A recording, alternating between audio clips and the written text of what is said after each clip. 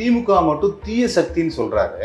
ஆனா கலைஞரை வந்து ரோல் மாடல் அப்படிங்கும்போது இது என்ன முரணான ஒரு?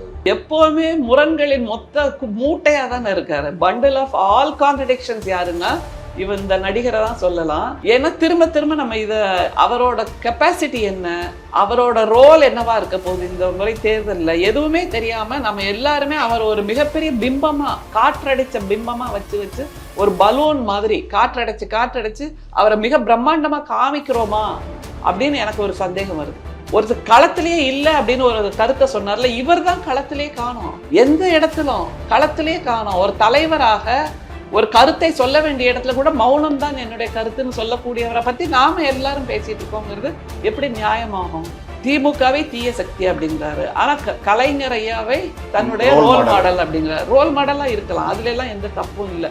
ஏனென்றால் நம்முடைய முத்தமிழறிஞர் கலைஞர் 50 ஆண்டு கால மிக நீண்ட அந்த முதல்வராக இருக்கக்கூடிய அந்த அனுபவம், அந்த வாய்ப்பு, அந்த வரலாறு இனிமேலும் யாராலையும் உடைக்க முடியாது, அதை செய்யவே முடியாதுங்கிற ஒரு சாதனையை செய்துட்டு போயிருக்கார்.